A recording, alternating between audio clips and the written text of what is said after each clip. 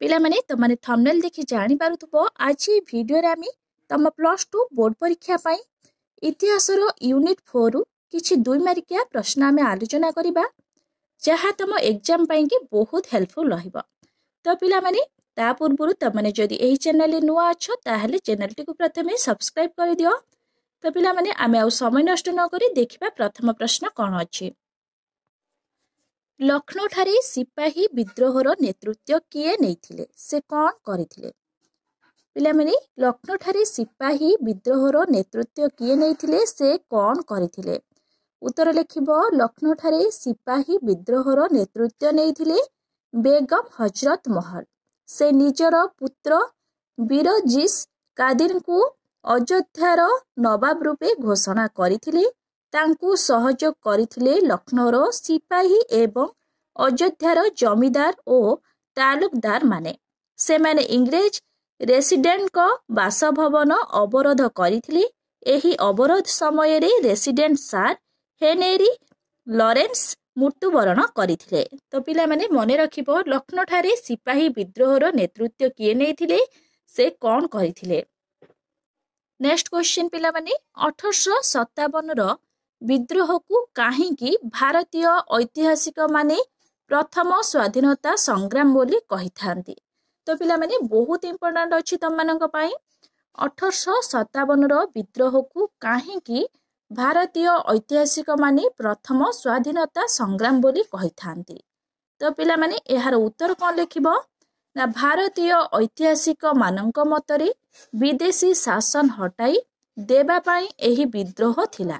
देशप्रेमी भारतीय मानकर महान और वीरत्वपूर्ण कार्य। एहीपरि एक गौरवपूर्ण घटनारे हिंदू और मुसलमान माने पादकू पाद मिलाई सेमानक हृत स्वाधीनता फेराई आनिबाकू युद्ध करिथिले। हर हर महादेव एवं मारो फिरिंगो ध्वनि रे भारत प्रकम्पित होइथिला। तेणु सेमाने एहाकू प्रधान स्वाधीनता संग्राम बोली कहिथांती। तो पिला माने मने रखिबो 1857 रो विद्रोह को काहींकी भारतीय ऐतिहासिक माने प्रथम स्वाधीनता संग्राम बोली कहिथांती। नेक्स्ट क्वेश्चन देखिबा इंग्रजी शिक्षार प्रचलन किपरि भारतीय माननकू विद्रोही सजाइथिला। तो पिला माने बहुत इंपोर्टेंट अछि प्रश्नटी। इंग्रजी शिक्षार प्रचलन किपरि भारतीय माननकू विद्रोही सजाइथिला। यार उत्तर कोन लिखिबो ना लॉर्ड विलियम बेंटिक 1835 मसीह रे भारत रे इंग्रजी शिक्षार प्रचलन कराइथिले। तो पिला माने सट्टाई प्रश्न परीक्षा रे आसी पारे। लॉर्ड विलियम बेंटिक डैश मसीह रे भारत रे इंग्रजी शिक्षार प्रचलन कराइथिले। मन रखिबो 1835 मसीह रे भारत रे इंग्रजी शिक्षार प्रचलन कराइथिले। लॉर्ड डेल हाउसिंग को द्वारा वुड को सनंद 1854 मसीह रे कार्यकारी होइथिला। एहा द्वारा भारत रे इंग्रजी शिक्षार प्रसार होइथिला। पुरातन अवधान कूल सेमानक जीविका हराइथिले। साधारण रे विश्वास होइथिला जे एहा द्वारा भारतर प्रचलित शिक्षा व्यवस्था भुसुड़ी पड़िबो। फल रे जनसाधारण विद्रोही होइथिले। तो पिला माने मने रखिबो इंग्रजी शिक्षार प्रचलन किपरि भारतीय माननकू विद्रोही सजाइथिला। नेक्स्ट क्वेश्चन नाना साहेब काहींकी विद्रोही साजिथिले। तो पिला माने मने रखिबो नाना साहेब काहींकी विद्रोही साजिथिले। नाना साहेब पेशवा द्वितीय बाजीराव को पोष्यपुत्र थिले। राजस्वत्व लोपनीति अनुसारे तांकू पैतृक उपाधि और आर्थिक भत्तारू वंचित हेबाकू पड़िथिला। 1857 रो महान विद्रोह आरंभ हेबा परे से कानपुर ठारे विद्रोही मानकर नेतृत्व नैथिले। इंग्रेज मानक द्वारा परास्त हेबा परे से आत्मरक्षा पाई नेपालर घंच अरण्य को पलायन करिथिले। तो पिला माने मने रखिबो नाना साहेब काहींकी विद्रोही साजिथिले। नेक्स्ट क्वेश्चन कानपुर ठारे विद्रोहर नेतृत्व किए ओ किपरि नैथिले। तो पिला माने मने रखिबो कानपुर ठारे विद्रोहर नेतृत्व किए ओ किपरि नैथिले ना कानपुर ठारे विद्रोहर नेतृत्व नैथिले द्वितीय बाजीराव को पोष्यपुत्र नाना साहेब एवं तांकर मंत्री तांतिया तोपे।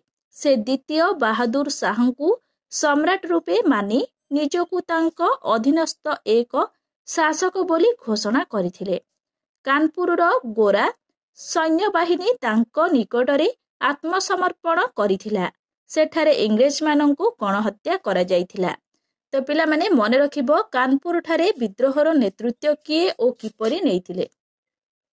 ନେକ୍ସଟ କ୍ୱେଶ୍ଚନ, ସିପାହୀ ବିଦ୍ରୋହ ପରେ ଇଂରେଜମାନେ ସୈନ୍ୟବାହିନୀରେ କି ପ୍ରକାର ପରିବର୍ତ୍ତନ ଆଣିଥିଲେ? ତ ପିଲାମାନେ ଏହାର ଉତ୍ତର କଣ ଲେଖିବ? ଭାରତର ପଦାତିକ ଓ ନୌବାହିନୀ ଇଂରେଜ ସରକାରଙ୍କ ଅଧୀନକୁ ଆସିଥିଲା। ସୈନ୍ୟବାହିନୀରେ ଇଂରେଜ ଅଫିସର ଏବଂ ସୈନ୍ୟମାନଙ୍କର ସଂଖ୍ୟା ବୃଦ୍ଧି କରାଯାଇଥିଲା। ହିନ୍ଦୁ ଓ ମୁସଲମାନମାନଙ୍କୁ ପ୍ରାୟତଃ ସୈନ୍ୟବାହିନୀରୁ ବିଦା କରି ଦିଆଗଲା। ବଙ୍ଗ ରେଜିମେଣ୍ଟକୁ ଭାଙ୍ଗି ଦିଆଯାଇଥିଲା। ତୋପ ବାହିନୀକୁ ଇଂରେଜମାନେ ସେମାନଙ୍କ ପ୍ରତ୍ୟକ୍ଷ ତତ୍ତ୍ୱାବଧାନରେ ରଖିଲେ। ଜାଠ, ପଞ୍ଜାବୀ, ଗୁର୍ଖା ଆଦି ସେନାବାହିନୀ ନୂତନ ଭାବେ ଗଠିତ ହୋଇଥିଲା। ନେକ୍ସଟ କ୍ୱେଶ୍ଚନ, ବ୍ରିଟେନର ବାଣିଜ୍ୟ ନୀତି ଭାରତର ପାରମ୍ପରିକ ଅର୍ଥନୀତିକୁ କିପରି ବିନାଶ କରିଥିଲା? ତ ପିଲାମାନେ ଏହାର ଉତ୍ତର ଲେଖିବ। ଭାରତରୁ କଞ୍ଚାମାଲ ବ୍ରିଟେନରୁ ରପ୍ତାନି କରିବା ଓ ଭାରତକୁ ବ୍ରିଟେନର ଖାଉଟି ରାଜ୍ୟରେ ପରିଣତ କରିବା କାର୍ଯ୍ୟରେ ଇଂରେଜମାନେ ମନୋନିବେଶ କରିଥିଲେ। ଭୂ ରାଜସ୍ୱ ଏବଂ ଅନ୍ୟାନ୍ୟ ପ୍ରତ୍ୟକ୍ଷ ଓ ପରୋକ୍ଷ କର ଆଦାୟ କରି ଇଂରେଜମାନେ ଉଦ୍ଦେଶ୍ୟମୂଳକ ଭାବରେ ଭାରତୀୟ ଅର୍ଥନୈତିକ ଢାଞ୍ଚା ବଦଳାଇ ଦେଇଥିଲେ। ସେମାନଙ୍କ ଶୋଷଣରେ ଭାରତୀୟମାନଙ୍କର ଆର୍ଥିକ ମେରୁଦଣ୍ଡ ଭାଙ୍ଗି ଯାଇଥିଲା। ଇଂରେଜମାନେ ଭାରତରୁ କଞ୍ଚାମାଲ ବୋହି ନେବାରୁ ଭାରତୀୟ ଶିଳ୍ପ ରୁଗଣ ହୋଇପଡ଼ିଥିଲା। ତ ପିଲାମାନେ ମନେ ରଖିବ ବ୍ରିଟେନର ବାଣିଜ୍ୟ ନୀତି ଭାରତର ପାରମ୍ପରିକ ଅର୍ଥନୀତିକୁ କିପରି ବିନାଶ କରିଥିଲା।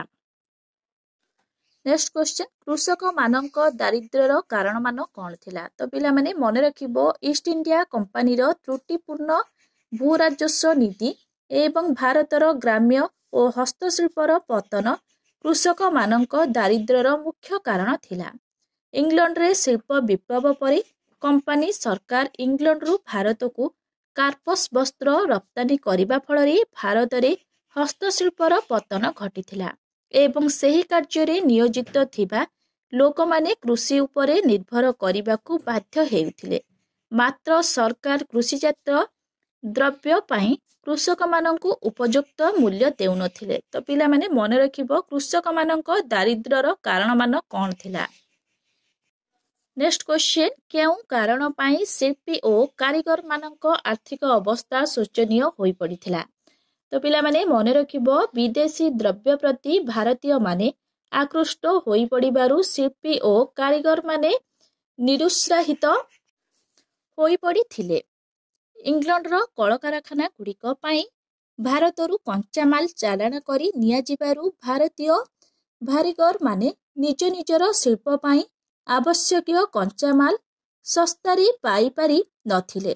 ଫଳରେ କୁଟୀର ଶିଳ୍ପର ବିନାଶ ଘଟିଥିଲା।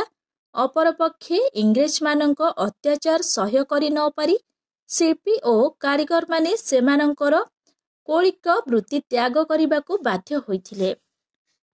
ନେକ୍ସଟ କ୍ୱେଶ୍ଚନ, ଇଂରେଜମାନଙ୍କର ବାଣିଜ୍ୟ ନୀତି ଭାରତର କୁଟୀର ଶିଳ୍ପକୁ କିପରି ଏକ ଶକ୍ତ ଧକ୍କା ଦେଇଥିଲେ?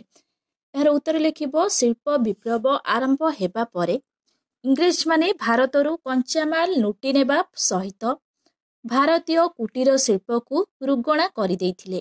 ଭାରତର ବୁଣାକାର, କାଠ କାରିଗର ଓ ତୈଳିକ ଆଦି ବିଭିନ୍ନ ପେଶାର ବ୍ୟକ୍ତିମାନଙ୍କୁ ନିରୁତ୍ସାହିତ କରାଗଲା। ଏହା ଭାରତର କୁଟୀର ଶିଳ୍ପକୁ ଶକ୍ତ ଧକ୍କା ଦେବା ସହିତ ଭାରତର ଅର୍ଥନୀତିକୁ ବହୁମାତ୍ରାରେ ଦୁର୍ବଳ କରିଦେଇଥିଲା। ତ ପିଲାମାନେ ମନେ ରଖିବ ଇଂରେଜମାନଙ୍କର ବାଣିଜ୍ୟ ନୀତି ଭାରତର କୁଟୀର ଶିଳ୍ପକୁ କିପରି ଏକ ଶକ୍ତ ଧକ୍କା ଦେଇଥିଲା। ନେକ୍ସଟ କ୍ୱେଶ୍ଚନ, ଗାନ୍ଧିଜୀ ଅସହଯୋଗ ଆନ୍ଦୋଳନ କରିବାକୁ କାହିଁକି ନିଷ୍ପତ୍ତି ନେଇଥିଲେ? ତ ପିଲାମାନେ ଏହାର ଉତ୍ତର ଲେଖିବ। ବ୍ରିଟିଶ ଶାସନ ସହିତ ଅସହଯୋଗ କରିବା ପାଇଁ ନିଷ୍ପତ୍ତି ନେବା ଦିଗରେ ଗାନ୍ଧିଜୀଙ୍କୁ ପ୍ରଭାବିତ କରିଥିବା ଘଟଣା ମଧ୍ୟରୁ ରାଓଲାତ ଆଇନର ପ୍ରବର୍ତ୍ତନ, ଅମୃତସରସ୍ଥିତ ଜାଲିଆନବାଗରେ ସଂଘଟିତ ବୀଭତ୍ସ ହତ୍ୟାକାଣ୍ଡ ଥିଲା ଅନ୍ୟତମ। କେବଳ ସେତିକି ନୁହେଁ, ପରିଶେଷରେ ଖଲିଫାତ ଆନ୍ଦୋଳନ ଥିଲା ଅନ୍ୟ ଏକ ଦୁର୍ଭାଗ୍ୟଜନକ ଘଟଣା, ଯାହାକି ବ୍ରିଟିଶ ସରକାରଙ୍କ ଦୟା ଓ ନ୍ୟାୟ ବିଚାର ଉପରେ ଗାନ୍ଧିଜୀଙ୍କ विश्वास को धूलिसात कर तेणु गांधीजी सत्य अहिंसा एवं आत्मोत्सर्ग आदि महान नीति उपरे आधारित असहयोग आंदोलन करने को निष्पत्ति नहीं। तो पिला माने मन रखिबो गांधीजी असहयोग आंदोलन करने को कहीं निष्पत्ति नहीं। नेक्स्ट क्वेश्चन पिला माने गांधी इरविन चुक्ति विषय लेख। उत्तर लिखिबो महात्मा गांधी एवं बर्नार्ड इरविन मध्य 1931 मसीहा फेब्रुआरी 27 तारिख दिन एक चुक्ति संपादित होइथिला। यह गांधी इरविन चुक्ति नाम प्रसिद्ध। एही चुक्ति फल बर्नार्ड देशर समस्त कांग्रेस बंदी मानू कारामुक्त करथिले। भारत रे एक राष्ट्रीय संघ सरकार प्रतिष्ठा करिबा पई बर्नार्ड गांधीजी को मध्य प्रतिश्रुति देथिले। तो पिला माने मन रखिबो गांधी इरविन चुक्ति कौन। नेक्स्ट क्वेश्चन इरम रे गुलिकांड काहेकि होइथिला एही घटना को कौन कुहा जाय थाए।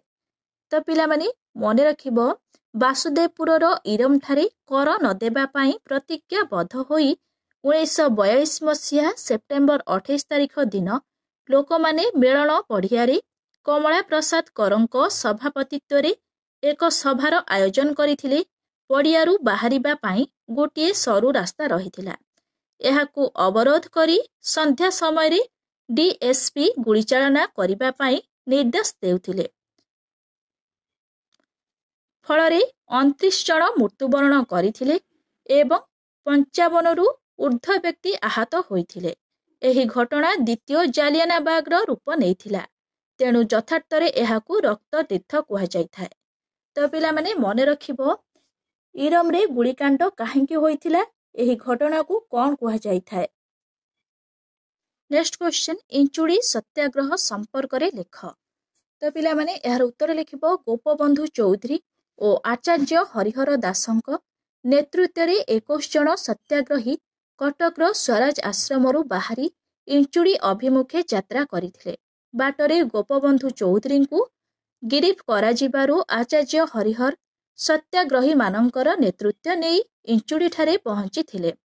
1930 मसीहा एप्रिल 13 तारिख दिन आचार्य हरिहर लवणयुक्त माटी मुठाए धरी लवण आईन भंग करथिले। परे परे आचार्य हरिहर एवं अन्य माननकु पुलिस गिरफ करथिले। तो पिला माने मन रखिबो इंचुड़ी सत्याग्रह संपर्क रे। नेक्स्ट क्वेश्चन पिला माने साइमन कमिशन काहेकि गठन करा जायथिला एवं एहा की प्रकार विरोधर सम्मुखीन होइथिला। तो पिला माने एहार उत्तर लिखिबो 1919 रो भारत शासन आईन रो कार्यकारिता को अनुध्यान करिबा पई 1927 मसीह रे साइमन कमिशन गठित होइथिला। कमिशन रे जणे हेले भारतीय सभ्य नथिले। एथिपाई माड्रास कांग्रेस अधिवेशन रे कमिशन को विरोध कराजिबा पई निष्पत्ति होइथिला। 1928 मसीह रे साइमन कमिशन बॉम्बे ठारे पहुंचिबा बेले एहाकू विरोध करा जाई प्रतिवाद शोभायात्रा बाहरिथिला एवं तांकू कला पताका प्रदर्शन करा जायथिला। तो पिला माने मन रखिबो साइमन कमिशन काहेकि गठन करा जायथिला एवं एहा की प्रकार विरोधर सम्मुखीन होइथिला। नेक्स्ट क्वेश्चन महारानी विक्टोरिया घोषणा पत्रर गुरुत्व कौन थिला। तो पिला माने बहुत इंपोर्टेंट अछि। एहार उत्तर कौन लिखिबो ना सिपाही विद्रोह परे इंग्लैंड रो रानी विक्टोरिया भारत उद्देश्य रे एक घोषणा पत्र प्रेरण करिथिले। एथिरे उल्लेख थिला जे पूर्वरु भारतीय और इंग्रेज सरकारଙ୍କ ମଧ୍ୟରେ होइथिबा समस्त संधि और चुक्ति पूर्वपरि बलवत्तर रहिब। राजस्वत लोपनीति को उच्छेद करा जाई भारतीय मानंकु पोष्यपुत्र ग्रहण पाई अनुमति दियाजिब। जाति धर्म वर्ण निर्विशेष रे भारतीय मानंक उन्नति पाई इंग्रेज सरकार सर्वदा चेष्टित हेबे। भारतर राजस्व भारतीय मानंक पाई खर्च हेब। तो पिला माने मन रखिबो महारानी विक्टोरिया घोषणा पत्रर गुरुत्व कौन थिला। नेक्स्ट क्वेश्चन पिला माने सूर्यास्त नियम कौन। पिला माने बहुत इंपोर्टेंट अछि, बहुत समय एग्जाम रे आसे। सूर्यास्त नियम कौन। चिरस्थायी बंदोबस्तर अन्यतम कुफल थिला सूर्यास्त नियम। एही नियम अनुसार एक निर्दिष्ट दिन रे जमीदार माने कंपानीर कार्यालय रे राजस्व दाखल करिबा पई बाध्य हेउथिले ଏହା ଜମିଦାରଙ୍କ କ୍ଷମତା ଉପରେ ଏକ ଆଙ୍କୁଶ ଲଗାଇଥିଲା। ଫଳରେ କ୍ରମଶଃ ଏହି ବନ୍ଦୋବସ୍ତ ଜମିଦାରମାନଙ୍କ ମଧ୍ୟରେ ଅପ୍ରିୟ ହୋଇପଡ଼ିଲା। ଏହାର ଲୋକପ୍ରିୟତା ମଧ୍ୟ ହ୍ରାସ ହେବାକୁ ଲାଗିଲା। ଠିକ୍ ସମୟରେ ଅର୍ଥ ପୈଠ କରି ନ ପାରି ବହୁ ଜମିଦାର ଜମିର ମାଲିକାନ ସ୍ୱତ୍ୱ ହରାଇ ସର୍ବସ୍ୱାନ୍ତ ହୋଇଗଲେ। ତ ପିଲାମାନେ ମନେ ରଖିବ ସୂର୍ଯ୍ୟାସ୍ତ ନିୟମ କ'ଣ? ନେକ୍ସଟ କ୍ୱେଶ୍ଚିନ୍, ଜାଲିଆନାବାଗ ହତ୍ୟାକାଣ୍ଡ ସମ୍ପର୍କରେ ଏକ ବିବରଣୀ ପ୍ରଦାନ କର। ତ ପିଲାମାନେ ବହୁତ ଇମ୍ପୋର୍ଟାଣ୍ଟ ଅଛି, ଏମିତି ବି ପ୍ରଶ୍ନ ଆସିପାରେ ଜାଲିଆନାବାଗ ହତ୍ୟାକାଣ୍ଡ କ'ଣ? ଏହାର ଉତ୍ତର ଲେଖିବ 1919 ମସିହା ଏପ୍ରିଲ 13 ତାରିଖ ଦିନ ପଞ୍ଜାବର ଜାଲିଆନାବାଗ ଠାରେ ବହୁ ହିନ୍ଦୁ ସେମାନଙ୍କର ବୈଶାଖୀ ଉତ୍ସବ ପାଳନ ଅବସରରେ ଏକତ୍ରିତ ହୋଇଥିଲେ। ଶାନ୍ତିପୂର୍ଣ୍ଣ ଭାବରେ ସଭାକାର୍ଯ୍ୟ ଚାଲିଥିବା ବେଳେ ହଠାତ୍ ଇଂରେଜ ଜେନେରାଲ ଡାୟାର ସୈନ୍ୟବାହିନୀ ସହ ସେଠାରେ ପହଞ୍ଚିଥିଲେ। ସେ ବାଗର ଏକମାତ୍ର ପ୍ରବେଶ ଦ୍ୱାରକୁ ଅବରୋଧ କରି ନିରୀହ ଜନତାଙ୍କ ଉପରକୁ ଆଖିବୁଜା ଗୁଳିଚାଳନା କରିଥିଲେ। ଏଥିରେ 500 ଲୋକ ନିହତ ଓ 1200 ଲୋକ ଆହତ ହୋଇଥିଲେ। ଏହାକୁ ଇତିହାସରେ ଜାଲିଆନାବାଗ ହତ୍ୟାକାଣ୍ଡ କୁହାଯାଏ। ତ ପିଲାମାନେ ମନେ ରଖିବ ଜାଲିଆନାବାଗ ହତ୍ୟାକାଣ୍ଡ କ'ଣ?